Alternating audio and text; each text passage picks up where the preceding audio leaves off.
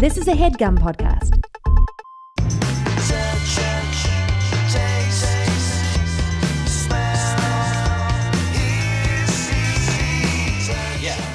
Came out here to do this with you, and then I'm heading back. Am I in the wrong one? No, you can't.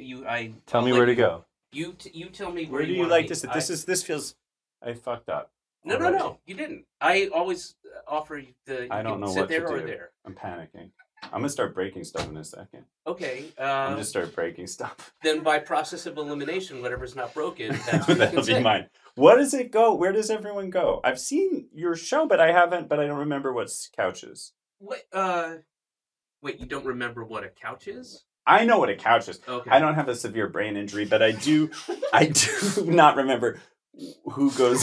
It's pretty simple, man. I'm panicking. I don't because what I said is I always. Is this good? I always offer the guest your choice. You can sit in the chair or sit in the big chair. I'm gonna suck your dick. Okay, all right. I'm sorry. I just feel like that's the only way out of this. I don't know. That's my go-to emergency exit in any interaction. Just offer to pull suck it. dick. Yeah. All right. So you can. Someone bossed me around. Smells good. Really? Yeah. Is it you? I doubt it. Something smells. Look at like my hair. that. My hair's so greasy. I'm sorry. Oh. Yeah. Do you have water though?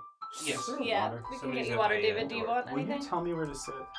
Do you want me to tell Truly you? up to you. It is up to you. Okay. Are you comfortable? I with feel that? great. Okay. I feel confident above all else. But Okay. that's what your drink is. That's why I messed up. That's why I thought I was All supposed right, to I sit. know that was my fault Okay. because I didn't. We just rushed in and there was no greeting.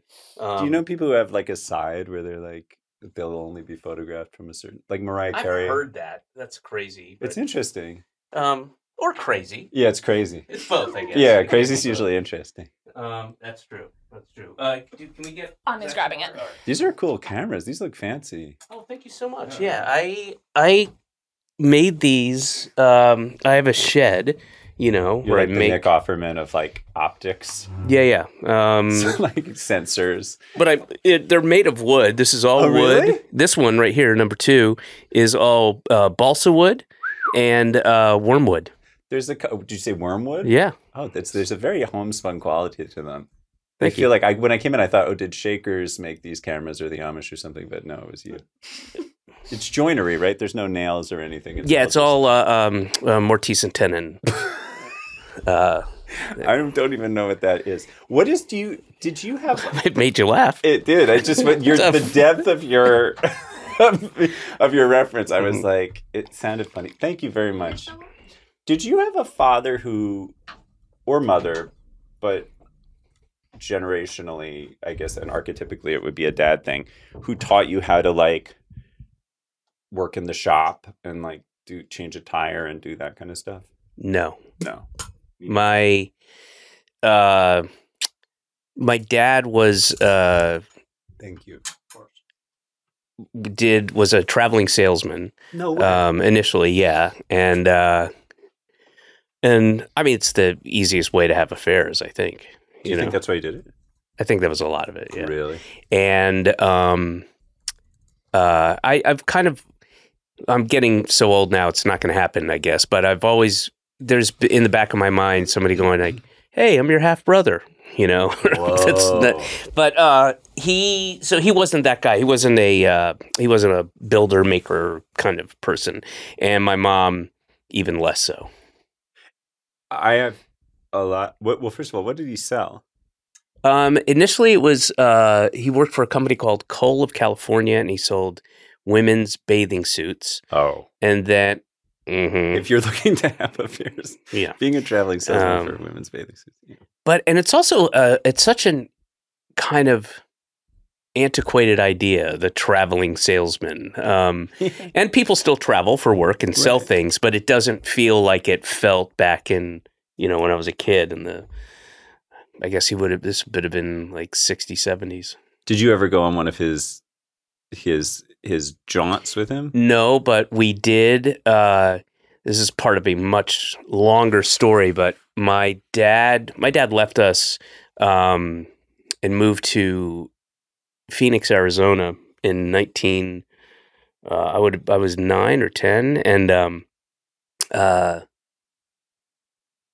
I went to live with him when I was 13, and it was a lot of little mini disasters. It was a terrible idea. He had no money. It was ridiculous. Yeah. And there's all kinds of stories from that thing, but he convinced me that I really missed my mom and my sisters and Atlanta, and that I should go back. He felt terrible for keeping me there, and that was not the case at all. I was still I had just started school in Camelback High School, I believe, in Scottsdale, and so he got one of those drive-away cars, and hang on a second, it's my wife. Hey, I'm doing the podcast with, is it Zach Woods or Wood? Whatever. Yeah, with Zach Wood or Woods. Okay. Just do you have 1.5 seconds, or are you in the middle of doing it right now? Oh, I'm doing it, but he's saying, do your thing. What's up? Oh, I just wanted to talk about our marriage. That's an amazing. I got a big laugh over here. That is so annoying because now nothing I will say will be remotely as funny as that one. Do you have a minute? I want to talk about our go ahead. marriage. I completely fucked up about that Nicole College Center request. Yeah, that's a text, honey. You don't have to call me in the middle of work, and that's a text thing. Yeah. Okay. Okay. Cool. Okay. Boys, have fun. All right. Thank you. I prefer you call with that kind of thing. That was totally. She could have texted that to me. She loves you. She wants to hear your voice. She wants to know. Well, tell her to fucking listen to the podcast. It's half of it is my voice. So you were he gaslit you, to use the parlance, into thinking that you wanted to go back to your mom. Yes, because he had run out of options. I'm convinced was fucking the alcoholic wife of the landlord. We lived in this weird. Wow. And I've never seen this before or since, but those kind of classic motels that are 2 stories, and there's nothing to them really, and somebody had subdivided. I want to say there were maybe total, let's say, 12 units, right? Right. And they had subdivided it into 3 sections, and they were each painted like a different color, and it was like Geronimo Court and Sitting Bull, gardens or whatever, and it's just trash. It's just a shitty, Andrew Jackson's Victims, pavilion, Trail of Tears, exactly. Spa, and there was an empty, very tiny, like kidney shaped pool, one of those things, and there was like a faded shuffleboard thing, and it was. So we were in. So there were like 4 units on each thing, and they were just divided by kind of imaginary paint lines and its own sign, and initially when I went out there, he was staying with his family. He was in a guest room, a family whose. The father clearly did not like the situation, and it was just very strange. It was a strange thing, and it was immediately apparent, in hindsight, it is immediately apparent, like, he never should have let me come out there. He had no place for me to be. He had no money. He had no job. He was in debt to people who were foolish enough to loan him money. Eventually, we left there, went into this Geronimo Court thing. And he had no job, and he was, and when we left, we had been there for a couple months, and he got this drive-away car, and it was very much like, he didn't say this exact thing, but I understood what was happening, which was we were leaving while they were away, and we were very quickly packing up the car with whatever we had.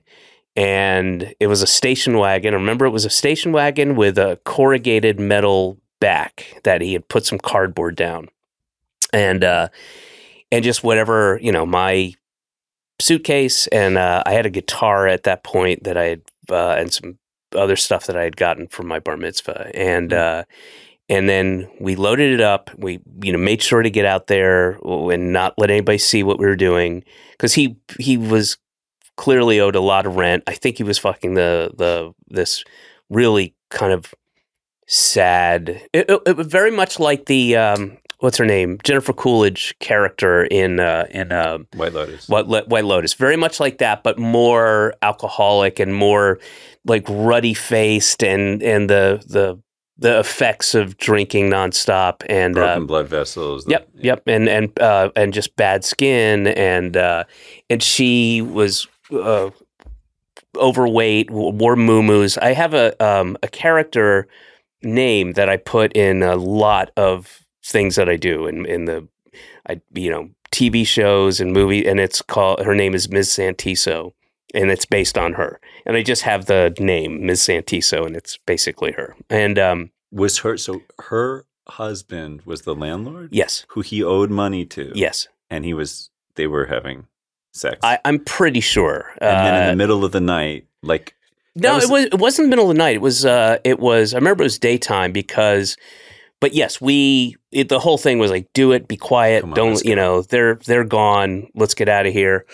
And then so he'd gotten the car, we loaded it up. There were no possessions really, except stuff that I brought out there. On the way out of town in Phoenix, we stopped by a pawn shop, and he took my guitar. Come on, Yes, he took my guitar. He took. I had gotten also a jade Star of David for my bar mitzvah. Took that and hawked it for gas money. Did he tell you that he was doing that? Yeah, it was part of. I still had dad worship. I mean, it hadn't worn off yet. I still had this is going to be fun and awesome. And then the reason I brought this whole thing up is on the drive back to Georgia, he was from England, and so he had an English accent, but it wasn't really strong. It was like you knew that he was English, but it wasn't like thick Cockney, and he's from Leeds, so it was that northern kind of sing-song cadence. But he moved to the States when he was like 15, so it was there for sure. But I would watch him when we'd go to a diner or something, and I would watch him flirt with the waitresses, and the English accent always went up by a good 3 times, wow, like 3 times as much of the accent that I was used to. And I found out, my sister and I figured out some explanations for why certain people acted the way they did towards us when we were kids. And we realized he was having an affair with the woman who lived downstairs from us in this apartment complex, who one day out of the blue, and it's always been a weird story that my sister and I shared, she remember Big Wheels, those plastic? Sure, yeah. So I can't remember which one of us was riding Big Wheel, the other one was over at the mailbox hut, and she knocked the person off the big wheel and then threw the big wheel at the other one of us. I can't remember which one. My sister would know. And she said, y'all stupid little brats, no wonder your father left you. And then we realized, so my sister, it was always just a weird thing. Like, that was strange. We were like 8 and 10, She said that to you? Yeah. And then Wendy, my sister, figured out, just with some other little clues, piecing things together, like, oh, he was having an affair with her. And he must have told her, I can't stand these kids or whatever. And because he left, and she was single mom, and it was just, yeah. Did that hit like a wrecking ball when you were a kid for an adult to say that? I feel like that would be catastrophically hurtful. It was very strange and weird, and but also strange and weird enough to know that she's fucked up. She's kind of crazy. And also we had dealt with weird shit. Like,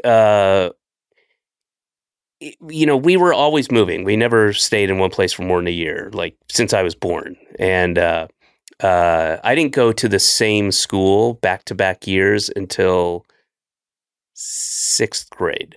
That was the first time I went. Are you serious? Yeah, that's the first time I went back to the same school and with kids that I knew.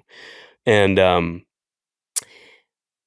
as I said, we moved like every year. We were moving all over. We were in 3 places in Florida, 2 places in Connecticut, 3 places in New York, and then we got evicted. The first place we went to, we were in a motel for a month, and in Georgia, and then moved to this apartment complex called Grand Creek, and we were evicted from there, and because my dad never paid the rent, and they took our stuff, and they, what do you call it? They seized it or whatever, impounded or whatever. Yeah.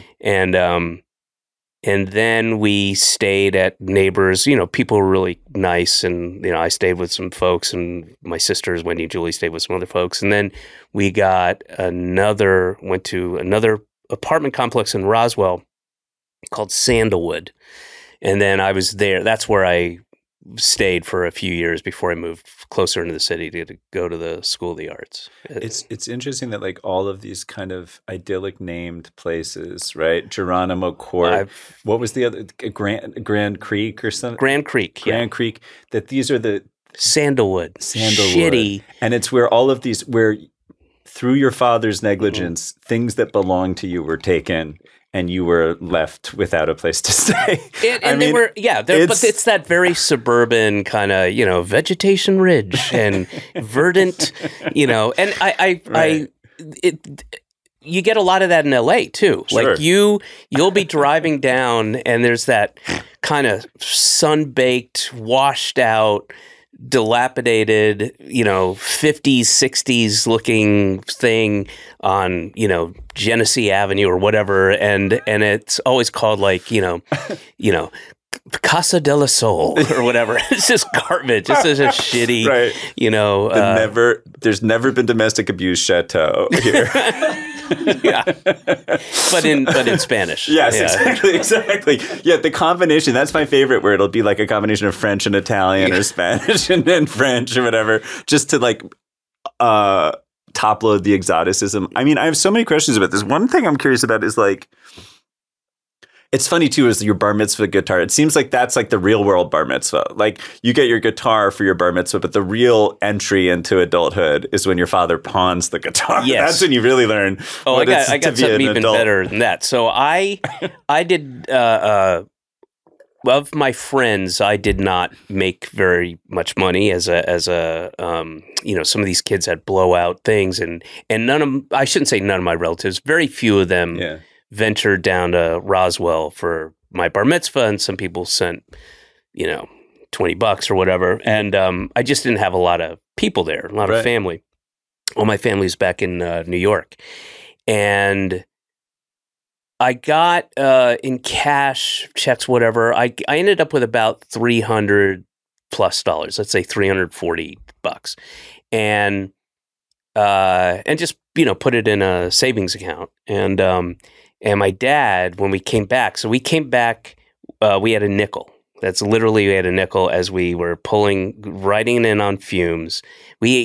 For the drive back from Phoenix. And we'd go to the store and we'd get like a thing of bologna and some cereal. And that's what we'd eat, whatever. So we literally had a nickel. And, and we didn't, another thing, shit, I forgot about this great part of it. He also convinced me not to say anything to my mom or my sisters that I was coming back. Let's surprise them. It'll be great. And I thought that was an amazing idea. I thought, oh, that's great. And clearly he had an ulterior motive, which is he needed a place to stay. And we'd show up and be like, and my mom couldn't kick him out, right? So I didn't realize that at the time, and so I surprised them by coming back. I did this kind of funny thing where I knocked on the door and my mom opened it, and I was like, "Hey, I forgot a sweater," and walked in, and everybody was, "Oh, my David's back," whatever. So my dad crashed there, and then he said he was going to stay in Atlanta, and we were like, "Great, Daddy's back," and he's going to get his own apartment downtown. And he took my bar mitzvah money. He asked me for it so he could put a down payment on a. He asked you for it. Yeah. How did he frame it?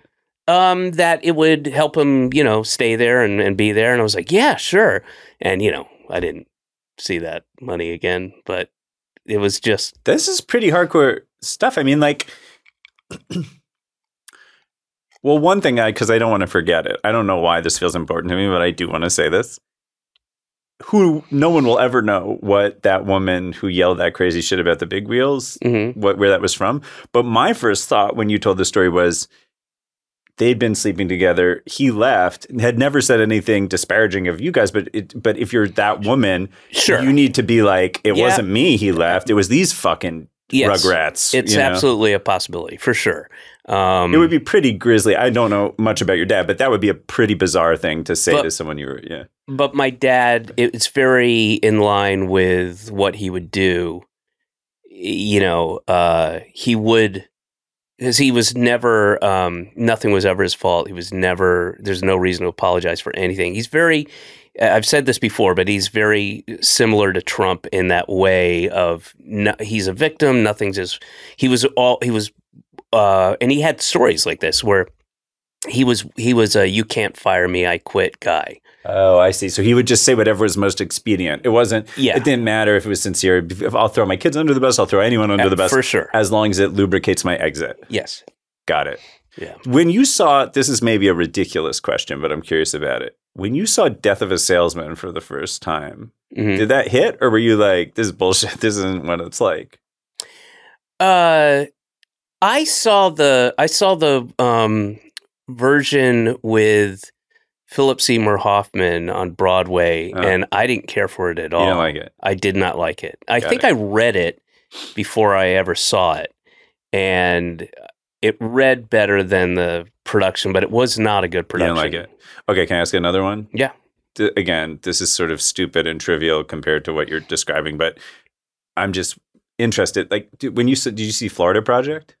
Oh, yeah. Did you like that one? I did, very much. Did that resonate with your... Well, yeah, I mean, not in the same way. I mean, that woman, the mom, was, she was addicted to drugs and that kind of lifestyle. My dad wasn't. He wasn't like... I mean, he drank, but he didn't abuse alcohol and he didn't do drugs. And he was just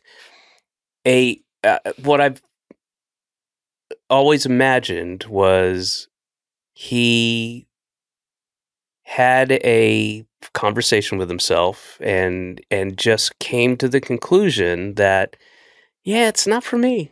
Kids, I don't think he hated us. I don't think he hated my mom or fell out of love with my mom I don't know what degree he was ever in love, but I think he was like I'm gonna have a wife and a family and it's gonna be great. I was wrong. I'm gonna head out. I think there wasn't like abuse and there wasn't he wasn't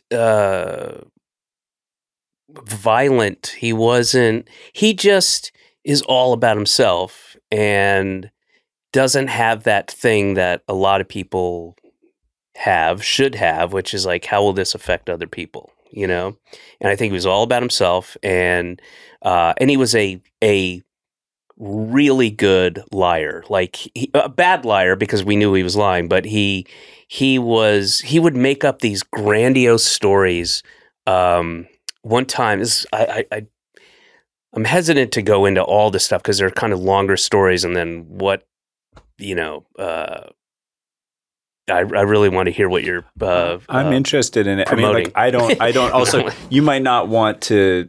It's obviously up to you. It's your show, and you'll edit it however you want. But this is very interesting to me, and I don't give a shit about. I'm happy to talk about whatever. But this is fascinating. If you feel comfortable, you might. I do. Yeah, I do. Yeah. I just, want to save it for the memoir. Okay. All right, this episode is sponsored by Blue Chew. I hope the guest is happy with that. Let's talk about sex.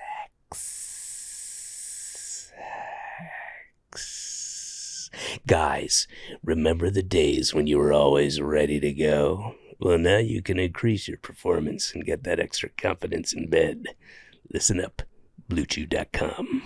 Blue Chew is a unique online service that delivers the same active ingredients as Viagra, Cialis, and Levitra, but in chewable tablets, and at a fraction of the cost. You can take them anytime, day or night, so you can plan ahead or be ready whenever an opportunity arises to fuck. The process is simple. Sign up at BlueChew.com, consult with one of their licensed medical providers, and once you're approved, you'll receive your prescription within days. The best part? It's all done online. So no visits to the doctor's office, no awkward conversations, and no waiting in line at the pharmacy. Blue Chew's tablets are made in the USA and prepared and shipped direct to your door. They're not going to leave it down the street. Not this time. Does it work? Don't think you need it? We'll try it free for a month and see. You're gonna love it. You could be missing out on the best sex of your dumb life. With Blue Chew, men everywhere are excited to see The Postman. Rated R. Because when your package has arrived, your package has arrived. Blue Chew wants to help you have better sex. Discover your options at BlueChew.com. Chew it and do it. And we've got a special deal for our listeners. Try Blue Chew free when you use our promo code SENSES at checkout. Just pay $5 shipping. That's BlueChew.com, promo code SENSES, to receive your first month free. Visit BlueChew.com for more details and important safety information. And we thank Blue Chew for sponsoring the podcast. He would tell us these stories, and it's clearly he has needs and insecurities, and he needs validation for things, because he would make up these stories about he was dating. I remember Donna Mills was somebody. He said he was dating Donna Mills, who was on Falcon's Crest or one of those type of shows. She's one of those ladies, And Wendy and I'd be like, he's not dating Donna Mills. This is when I was older. This is when I haven't talked to him since I think the last time I talked to him was when I was 18 or 19. And there was this kind of, this whole thing that happened where it's a long story. I was doing stand-up in Florida, and he was going to show up. He never showed up. He lived in Florida at the time, and just kept saying yeah, I'm coming up. I'm bringing a bunch of people. Okay, I'll get tables for you. I was opening, and it was not good. It was actually resulted in a story, or I should say, this story that I tell in early stand-up about the funniest thing I've ever seen about a circus elephant that pees all over the guy. It's a true thing, and that happened during this time. When I was in Tampa Bay, I went to Busch Gardens. And you saw an elephant piss on someone. Oh, it's in an early stand-up special. It's either the first half hour on HBO or it was The Pride is Back. But every word of it is true. And it's truly one of the funniest things I've ever seen in my life. And part of it is that the elephant didn't just piss on this trainer, but the whole it's outdoors, and it's like this little amphitheater, and it's kids and elderly people, and they cannot. There's just a mad scramble because the elephant is pissing on them purposefully. the elephant's yes, moving. They're very smart and they're very emotional elephants. The elephant with this. It was hot. It was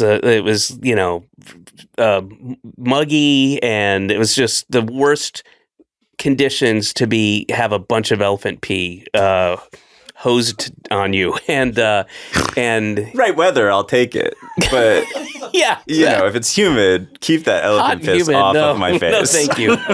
And these elderly people can't move very quickly, and there's a good 10 seconds, long seconds of this elephant, going over to different people and just pissing all over them. And I was up at the very top of it, and I was high too. I'd gotten high, and I was crying, laughing.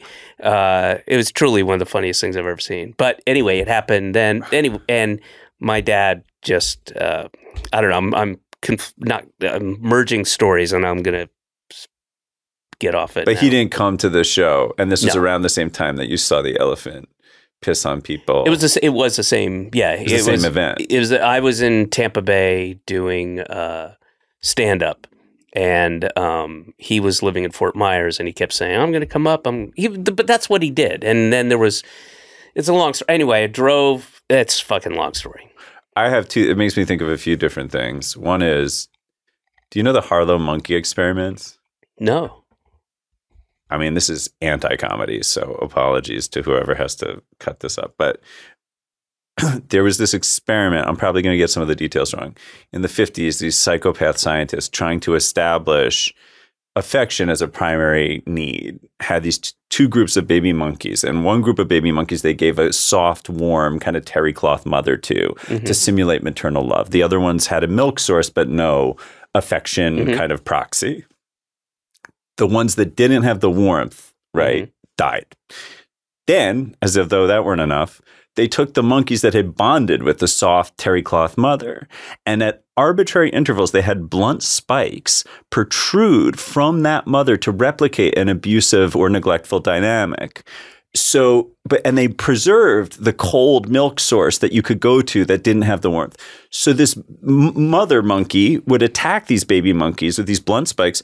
The baby monkeys would retreat for the duration of the abuse and then endlessly try to repair the relationship with it. They would hug it and they would pull out their hair and they would try anything they could to repair this relationship with this primary attachment, not knowing that it was just these fucking psychopath scientists with their random algorithm. How are they supposed to know? They're stupid monkeys.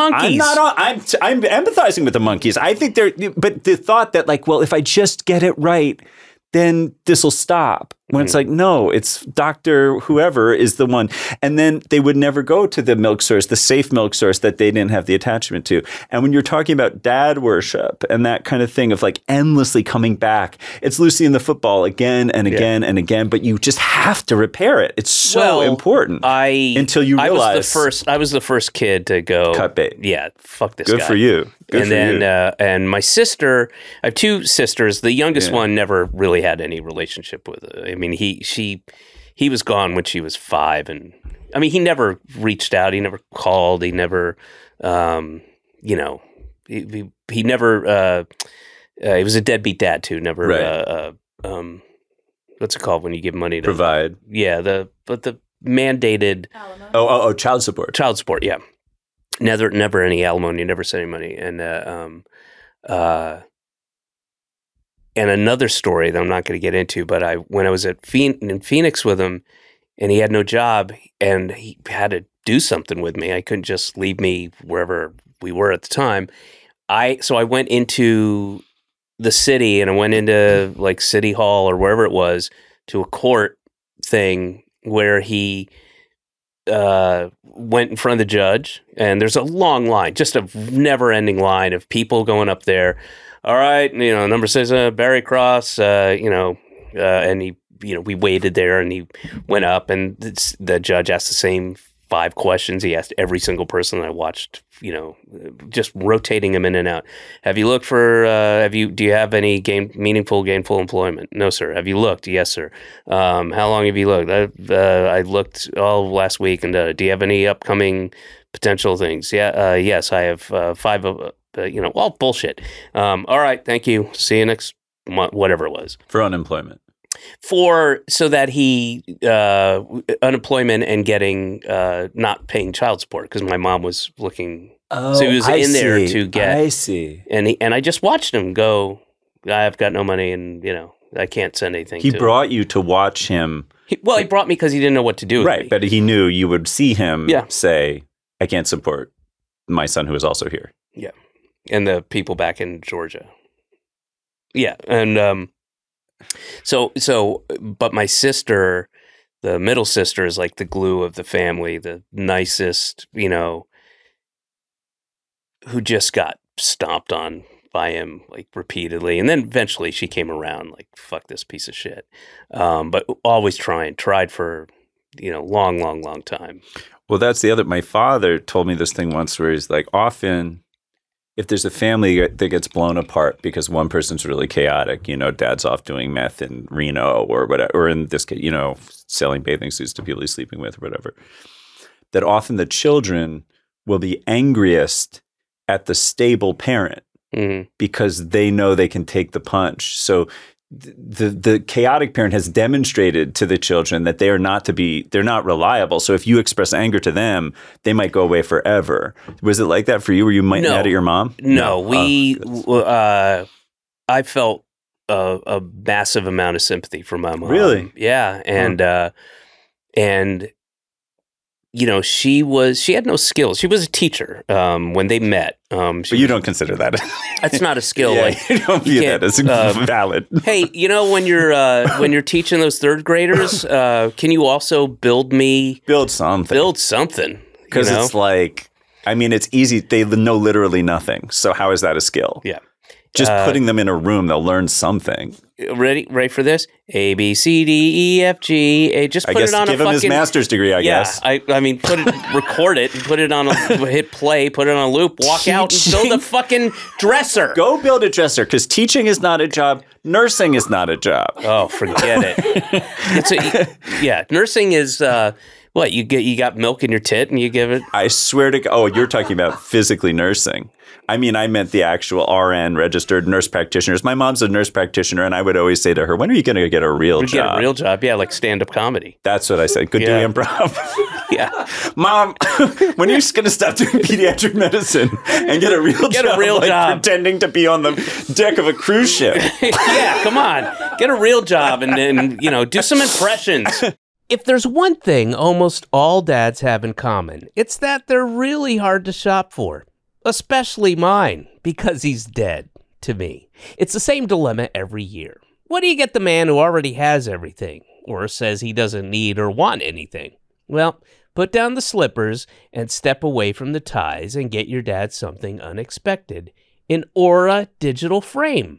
Aura frames are beautiful Wi-Fi connected digital frames that allow you to share and display unlimited photos. It's super easy to upload and share photos via the Aura app. And if you're giving an Aura as a gift, you can even personalize the frame with preloaded photos and memories. Aura frames are loved by the press. They're featured in more than 130 gift guides, selected 3 times as one of Oprah's favorite things, registered trademark. For real, it says Oprah's favorite things, and that's a registered trademark. It's easy to set up. It takes about 2 minutes to set up a frame using the Aura app. Now, right now, this very second, if you can hear this right now, Aura has a great deal for Father's Day. Listeners can save on the perfect gift by visiting auraframes.com to get $30 off on their best-selling frame. That's AURA frames.com.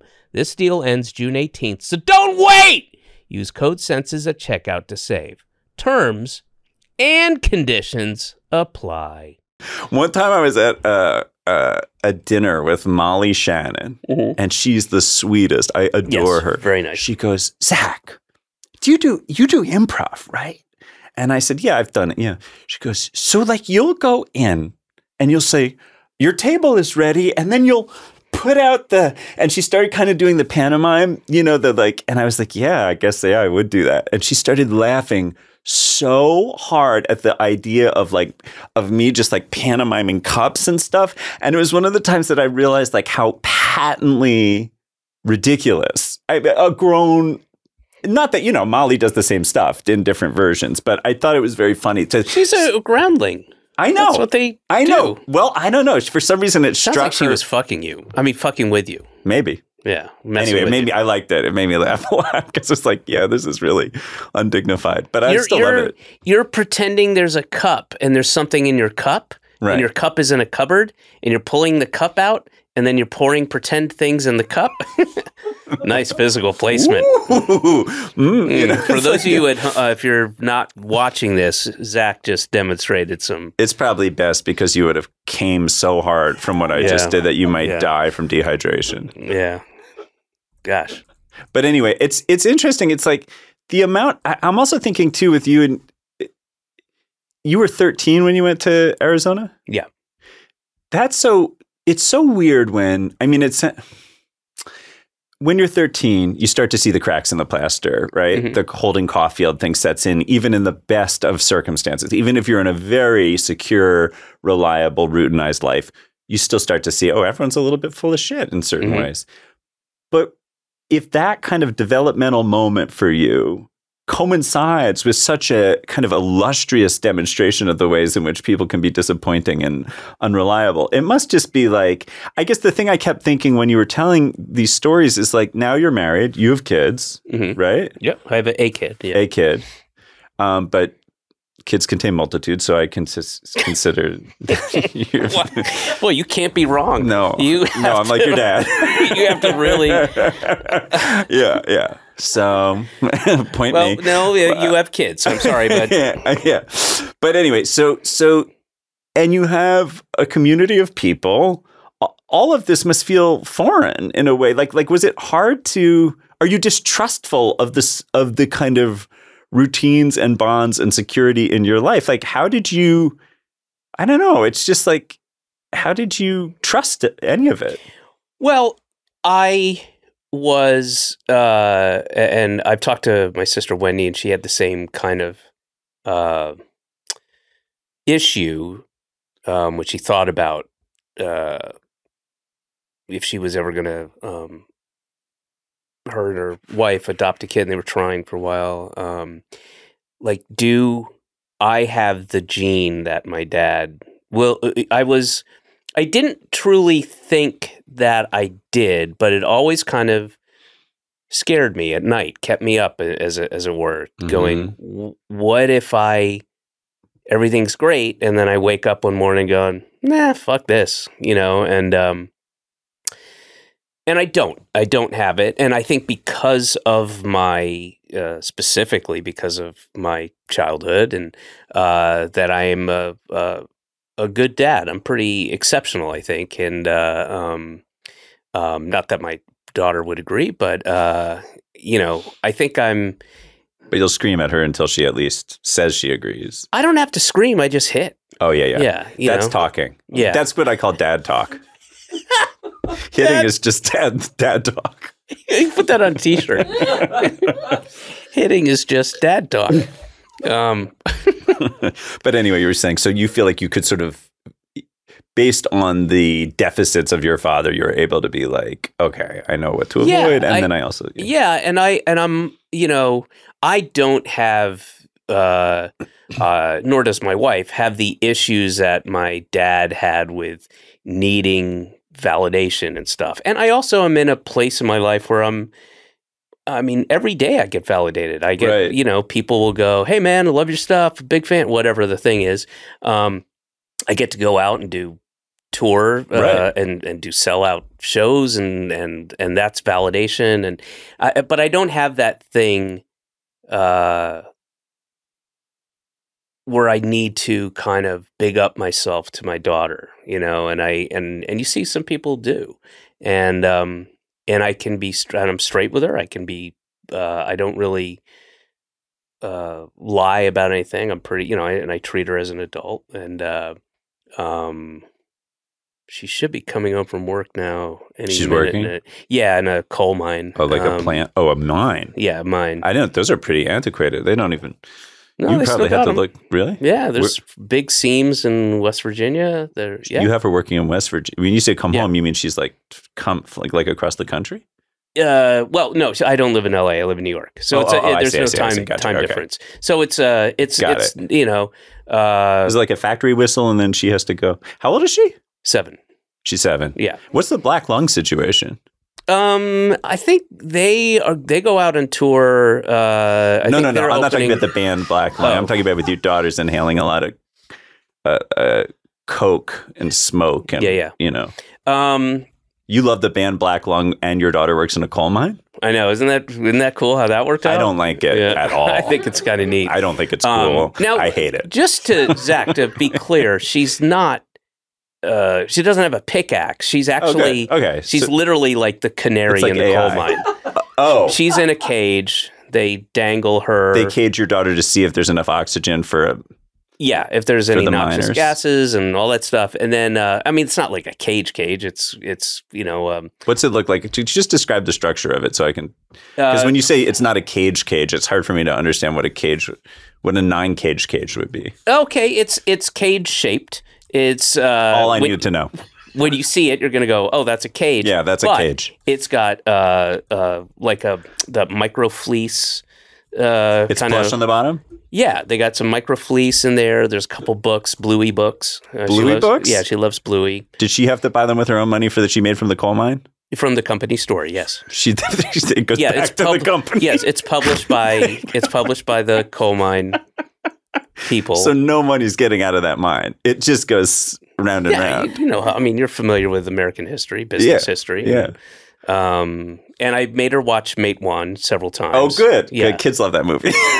Yeah. Kids love that movie. She wasn't that into it the first 10 times. So then I think she got, you know.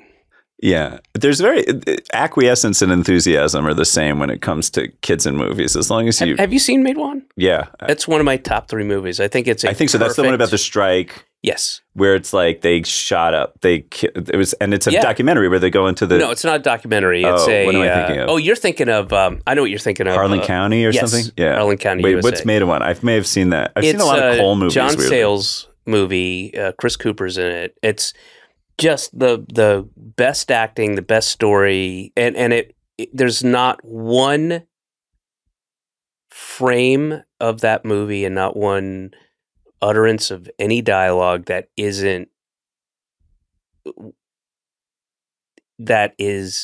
wasteful. That is there. It's there for a reason. David Strathairn's in it too. Oh, I like him. It's such a good movie, and it's one of the few perfect movies. I would say it's just Will Oldham plays the kid, the preacher. It's a great movie, and it's one of my all-time favorites. Do you want to trade perfect movies? See how many we can come up with? I don't have that many. I mean, obviously, Pitch Perfect 2. Yeah. But that's in the title. What was the character's name? Fat Amy?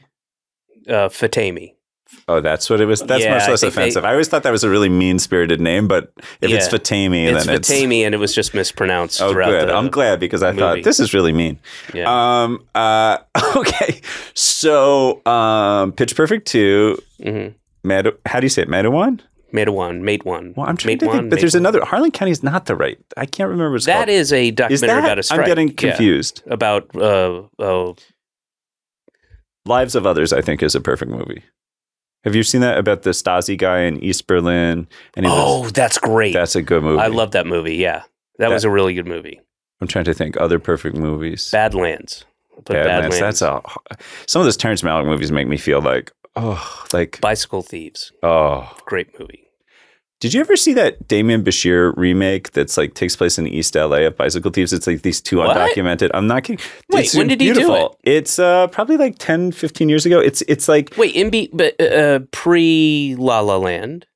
Am I? No. The guy from Damien Bashir is like the guy from the silent He's movie. An actor. No, he was in like what was he famous for? He's like in Willy Wonka.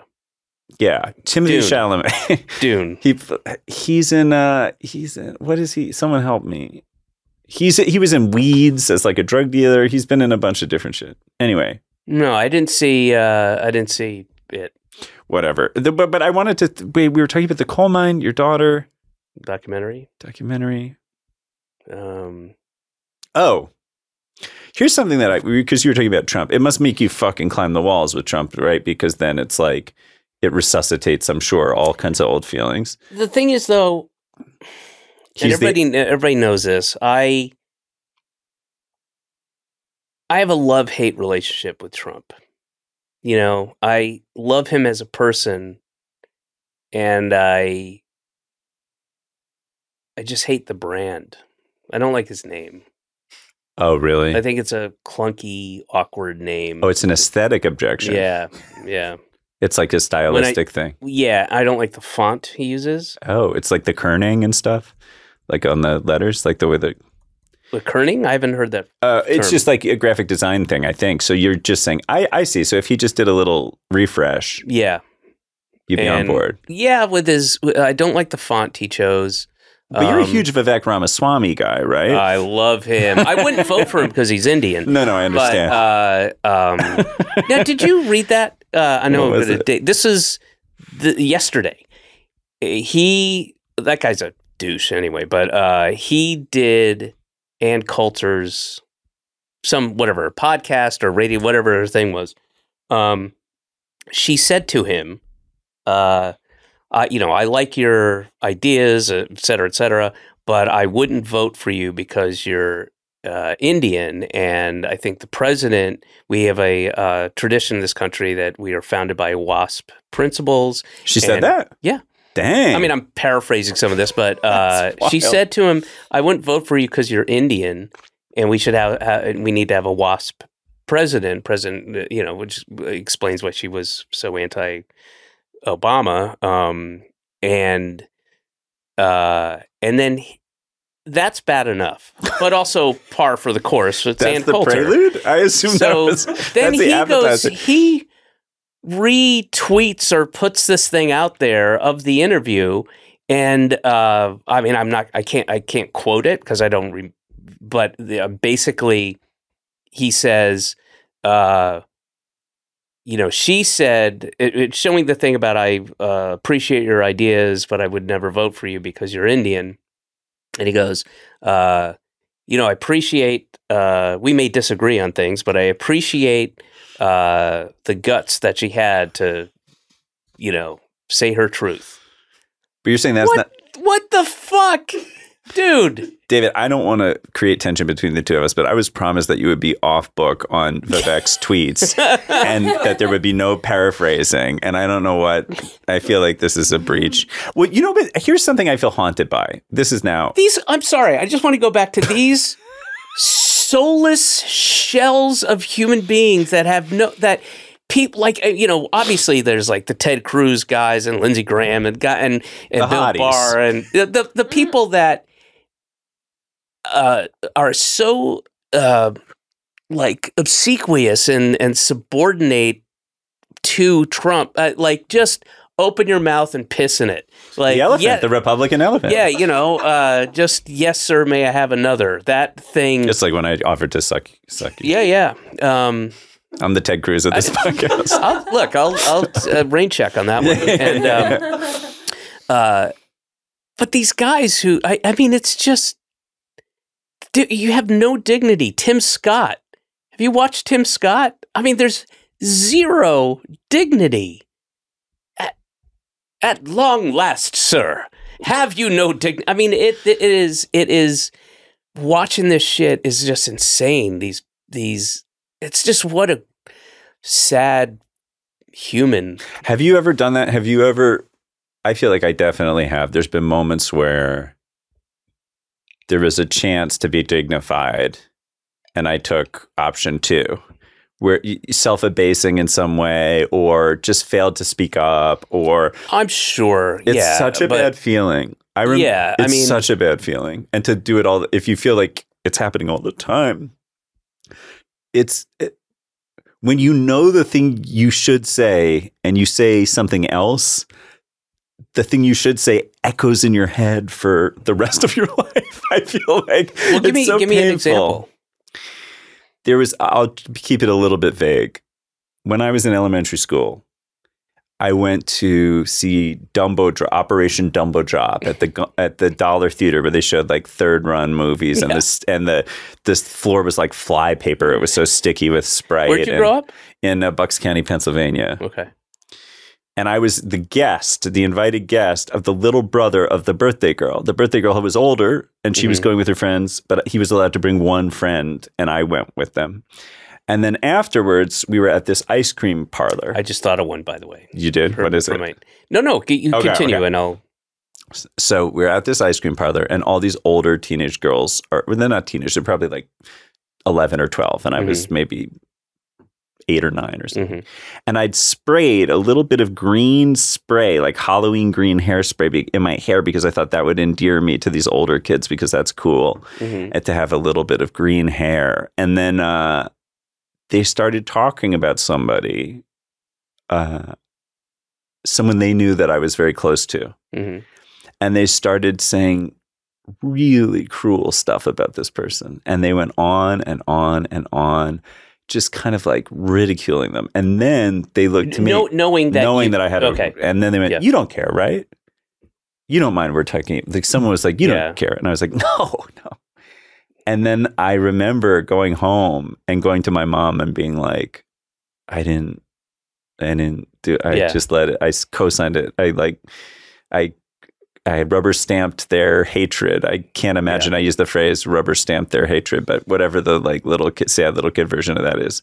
And to this day, like even just telling it now, I feel the kind of clench of like it's, I don't know. What about you? I would have been in 4th grade, I believe, maybe 5th grade. And it was in Georgia. And there was a guy, redneck, tough kid, smoked, one of those guys, who was the boyfriend, quote unquote, of this girl that I somehow insulted by accident. I don't remember what the thing was, or said I liked her to somebody, whatever the thing was when you're in whatever thin 5th, pretext for fighting. Yeah. So no, I'm serious. Phony. Gosh. I'm being serious here. He was just like that classic elementary school thing. He's going to beat me up after school at the bus stop. Right. And so I had all day to be like, oh my God, what am I going to do? And this is so awful. And I know that I'm going to get, beat up. And there was there weren't a lot of kids that looked like me, and it was very white, Baptist that kind of crew, and not very diverse school. Most, it was almost all white. And, I had a Jew fro and broken glasses with tape on them, and, just didn't look like the other kids. So thank God your dad had hawked your and so I was so we took the bus home and got to the bus stop, and there were like 2 sides of the street, and I crossed the street, and there was this Indian kid named B2, and who we kind of looked alike, dark hair, glasses, olive skin, and I saw that guy go over to him. Yeah. You know where this is going. I do. And because he only had a description of me, and and it wasn't like a fucking one of these modern day beatdowns where they literally kill you or, cause brain damage, but it's humiliating more than anything else. And I totally I walked on. And I walked quickly back to, my apartment, and I let this guy get the brunt of the, shit. That one's complicated. It's complicated. It's not. Listen, it's not right. Great. Yeah, but presumably, this guy wanted to fight you. It's not like you had done something dreadful and then run from the consequences. This is a trumped up bullshit thing to begin with. It's the random cruelty of planet Earth coming at you and then ricocheting off of you to B2. Yeah. But like, what is the right thing? I guess to be like, no, I'm the guy you should pointlessly beat up for no reason. I guess if it was a movie and a good movie that we all... You should both kick his ass. We should join up together. Clothesline up.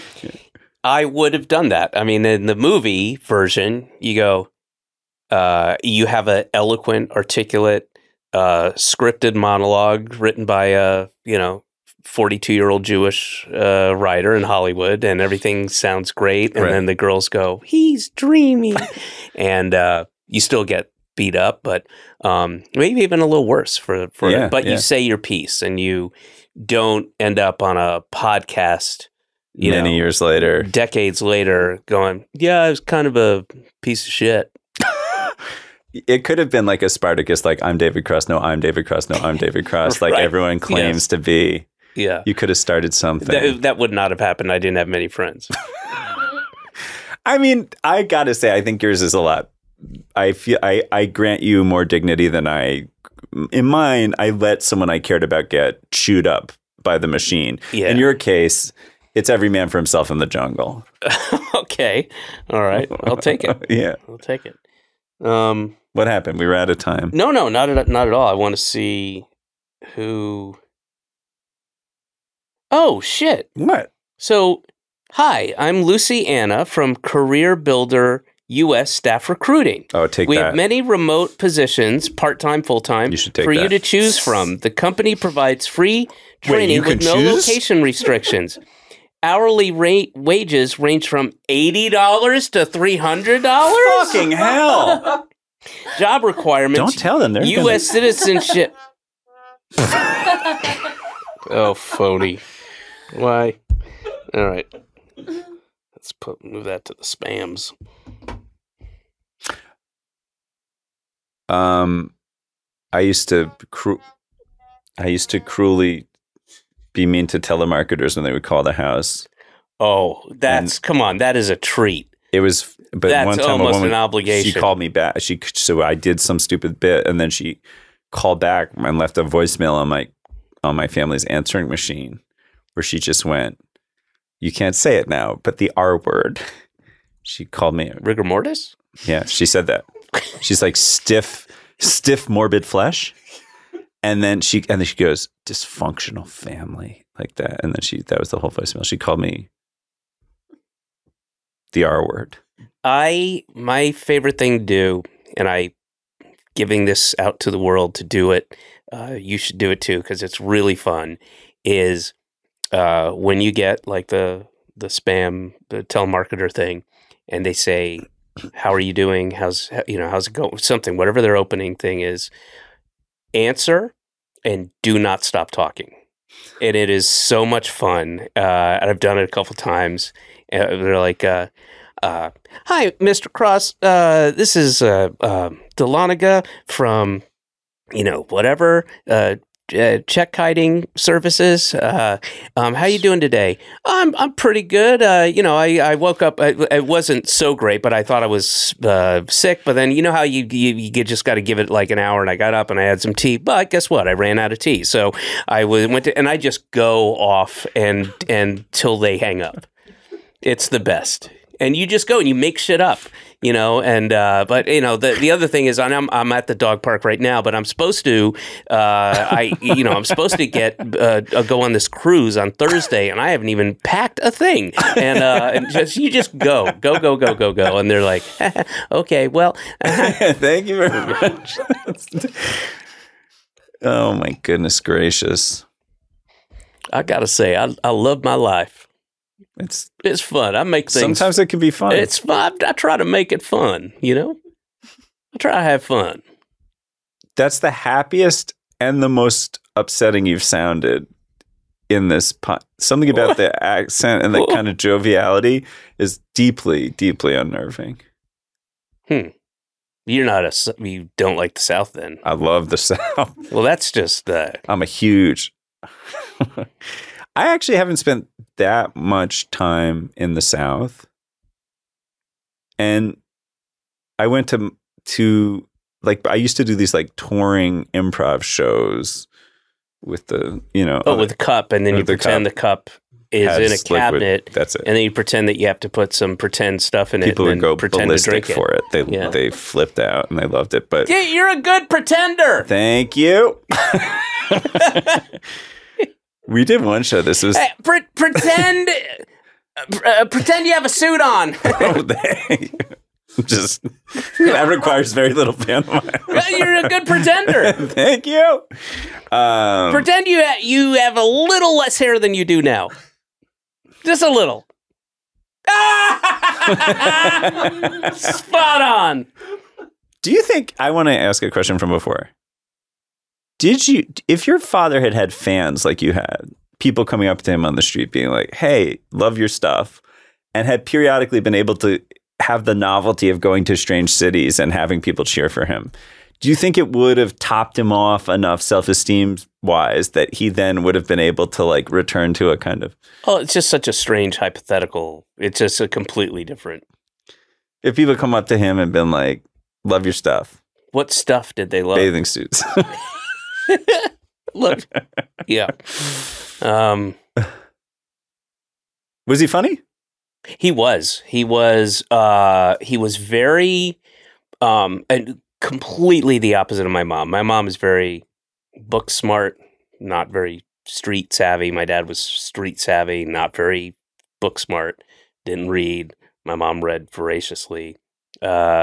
He was very jovial, very goofy, fun, life of the party type guy. He got me into Abbott and Costello and different, comedy stuff. And he was very, social. And did he know you were funny? Did I know? No, did he know you were funny? Not that I am aware. He knew that I liked that stuff, and I had stand-up albums when I was a kid. Yeah. But I mean, I don't know how funny I was until later. I don't know. But I don't know how funny I was when I was 9 or 10. I'm not sure. Yeah. It's when you were talking about him and then Trump and the validation thing, I saw this one thing. It was like back when, I guess it was in the 2020 election, and Trump had just had COVID and wasn't vaccinated or something, and Biden wouldn't debate him because he was like, I don't want to get sick. I don't remember all the details, but Trump had a town hall, and there was the weirdest moment that happened where this woman got up in the town hall and went, Donald, Mr. President Trump, whatever, I just wish you would smile more. She goes, you look so handsome when you smile. And the weirdest thing happened where he got this smile. I've never seen it before or since. He looked kind of pleased and embarrassed, and he looked like a little kid all of a sudden, like a kind of like happy, vulnerable little kid. Mm-hmm. And it fucked me up real good because I was like, I just think of him as being kind of this, character or whatever. But seeing a moment where it was like, oh, he's shy. He's having a moment of like shy delight. Well, now it was so vote weird. That's it. That's all it took. That's all it took. the humanity. But would you see stuff like that with your, you might not want to talk about your pops anymore, but this is the last question. Did you ever see moments where it was like something penetrated his like razzmatazz, like his manipulation of people, did you ever see a moment where he was like the little boy version? No, I don't think so. I don't think so. Got it. Okay. I'll stop asking about this, but I was just curious about that last thing. Yeah. Okay. Sorry. No, it's all right. Okay. No, Zach, What do you want? I end every show with a question to my guest from my daughter, my 7-year-old daughter. From her cage. From her cage. And so, yeah, I will say this. The other day, she tried to convince me that pumpkin pie is good for your voice. I can intuitively, that makes sense. It's like it coats it's like throat coat. Pumpkin pie? Yeah, Louis Armstrong went before he had pumpkin pie. Sounded just like a boring, just like like a lounge singer. But then he'd get that pumpkin. Yeah. So maybe that's what you meant. Yeah, that's what she. Yeah, I guess. Yeah, the context is everything. Louis Prima, all those guys, the big pumpkin heads. Okay. Do I have snot coming out of my nose? Nope. Good. So here's a question sure? from my daughter. Okay. Yeah, it's a question. And No. Just about the snot, because I feel like there's snot coming out of my nose. Is there? A little bit? No, I don't see any. Don't. Are you seeing any? No? No. Okay, CGI. Yeah. Okay, Zach. How does Santa come to some kids' houses if they don't have chimneys? I'm glad she asked that. Mm-hmm.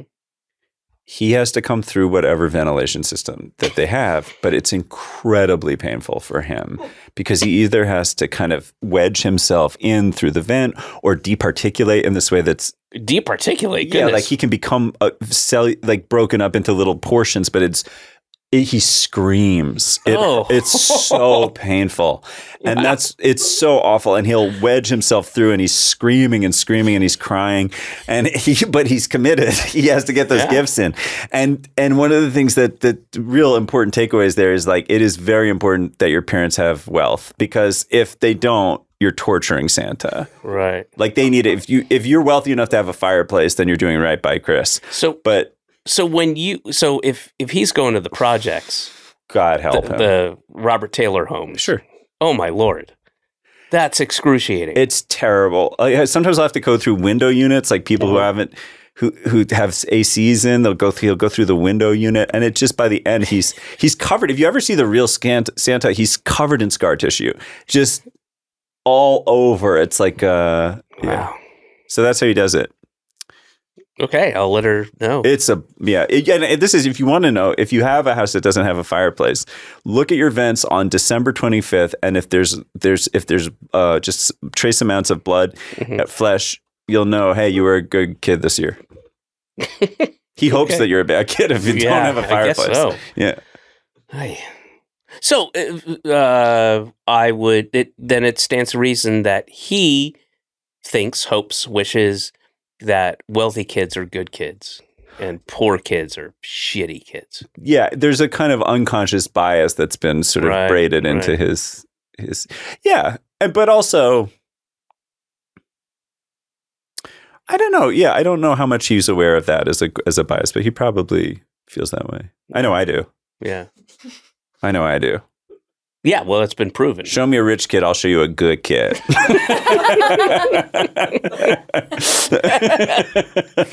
All right, Zach, thank you so much for coming down. It was a treat. That was a HeadGum podcast.